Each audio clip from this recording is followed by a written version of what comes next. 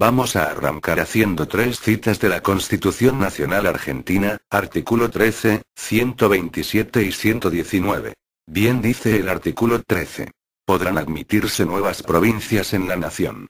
Pero no podrá erigirse una provincia en el territorio de otra u otras, ni de varias formarse una sola, sin el consentimiento de la legislatura de las provincias interesadas y del Congreso. Muy bien, y ahora leamos el artículo 127.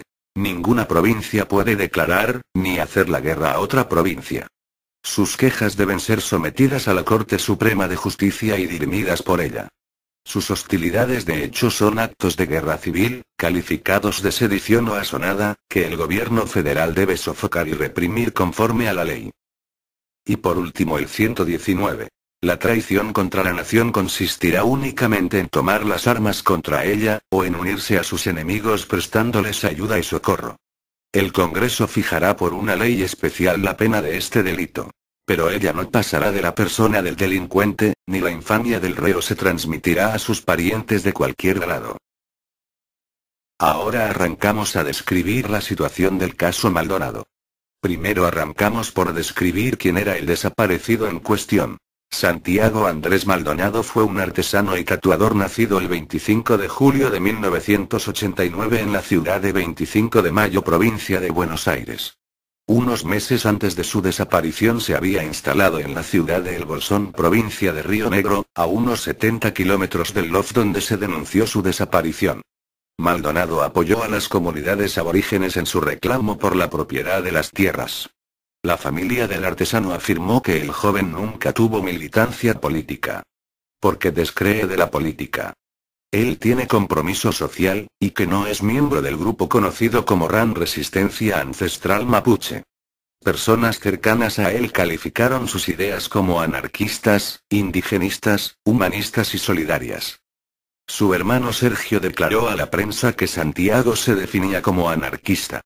Maldonado se dedicó también a la pintura, siendo autor de varias pinturas murales realizadas en su pueblo natal. Muy bien, ya sabemos quién es Santiago Maldonado, ahora bien, describamos la situación de su desaparición. El 1 de agosto de 2017, cerca del mediodía, la Gendarmería Nacional irrumpió por la fuerza en la comunidad Pulof en Resistencia de Cusamen, sin que mediase orden judicial. Las fuerzas de seguridad rompieron la tranquera con un camión hidrante, e ingresaron al predio una cantidad indeterminada de gendarmes armados. Los agentes procedieron a reprimir a los habitantes con disparos de balas de goma y perdigones de plomo según los denunciantes, quemando elementos pertenecientes a la comunidad. Algunos de los que se encontraban en el campamento huyeron hacia Río Chubut, ubicado a 350 metros de la tranquera de entrada, y hacia un bosque cercano al campamento. Los denunciantes señalaron que allí se encontraba el joven Santiago Maldonado, un mochilero que, ante la represión, huyó hacia la vegetación y se escondió antes de llegar al río Chubut, por no saber nadar. Testigos grabados por la fiscalía en la zona de los hechos, relataron que entre los tiros y las agresiones, un segundo más tarde lo pierden de vista y escuchan que un gendarme da la voz de "tenemos uno", y luego acercan una camioneta de la gendarmería, abren las puertas traseras y entre varios efectivos rodean las puertas para que no se pueda ver. La denuncia sostiene que Maldonado fue apresado y subido a un vehículo perteneciente a las fuerzas de seguridad. Ese mismo día, el periodista de Esquel Ricardo Alejandro Bustos publicó la noticia de que Maldonado había sido detenido por gendarmería en el Pulof de Cusamen y lo puso a disposición del Poder Judicial. Ahora empecemos el análisis, por la pregunta básica: ¿qué hacía Santiago Maldonado en ese lugar? Santiago Maldonado se encontraba en la localidad de Cusamen con un grupo de manifestantes de la comunidad mapuche realizando un acto de protesta, la cual era un corte de ruta, específicamente la Ruta 40. Arrancamos ya por el hecho de cómo estipula el Código Penal vigente, artículo 194, cortar rutas es un delito al igual que cualquier vía o medio de comunicación. Por ende, empecemos por aclarar que el señor Maldonado estaba realizando un delito, y como bien sabemos, un delito requiere castigo, porque francamente no conozco país en el que te premien por esa conducta.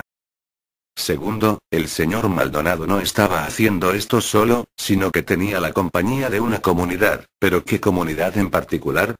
nada menos que la comunidad mapuche, y estos a su vez miembros del movimiento mapuche autónomo del Puel Mapu. ¿Qué hizo este grupo? Instaló una comunidad autónoma, conocida con el nombre de Pulof en Resistencia.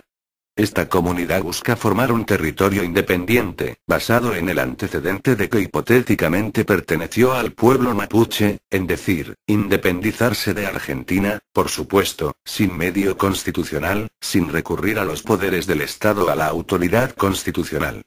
Entonces, ¿de qué modo busca independencia? Por medio de un grupo armado llamado Resistencia Ancestral Mapuche, el cual realizó actos de terrorismo y vandalismo para justificar sus acciones, por supuesto. Además de esto, poseen en su propiedad armas de fuego. Ahora para por un minuto, pensá un poco y ponete a pensar qué relación tiene esto con los artículos que te dije al principio del video. Arrancamos por el primero que te dije, o sea el 13, que no se pueden hacer provincias nuevas sin la aprobación de la autoridad. ¿Qué quiere decir esto? Que los miembros que forman parte de la comunidad en cuestión, la cual defendía Maldonado, la cual si bien son mapuches, no quieta que sean también ciudadanos argentinos, o por lo menos en su mayoría. Por ende quiere decir que están violando una pauta constitucional. Por lo que primero, si cortas una ruta, y por ende luego haces esto, es un chiste que te quejes si la autoridad te toca a la puerta, en este caso la gendarmería. Pero se ponen a llorar, y dicen que es represión, cuando el culpable en primer lugar fueron a los que reprimieron, ya que la mal llamada represión, es una consecuencia de quebrantar la ley.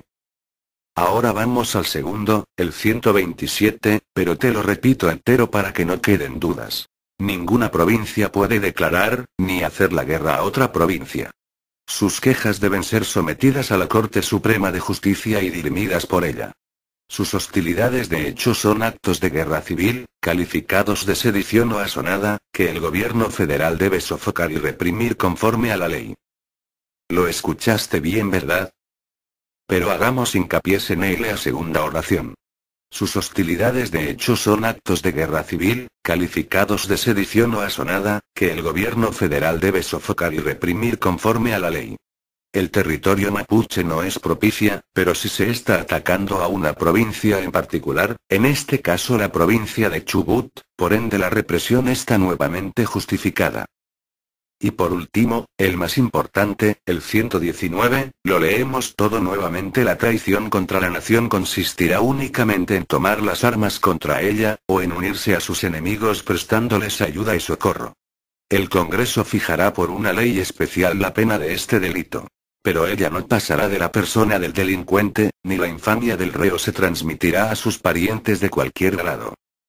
O sea, en resumidas cuentas, Maldonado colaboraba con traidores a la patria, un grupo armado que atentaba contra el propio territorio, en este caso el movimiento de resistencia ancestral, el cual él estaba apoyando, en este caso diríamos, prestando socorro. Por ende, Maldonado era un traidor a su patria, no es una opinión personal, es un hecho demostrado mediante la Constitución Nacional Argentina, la Carta Magna del país, país al cual era el ciudadano, país al que traicionó, y hoy, muchos lloran la muerte de un traidor, o peor aún, le rinden homenaje.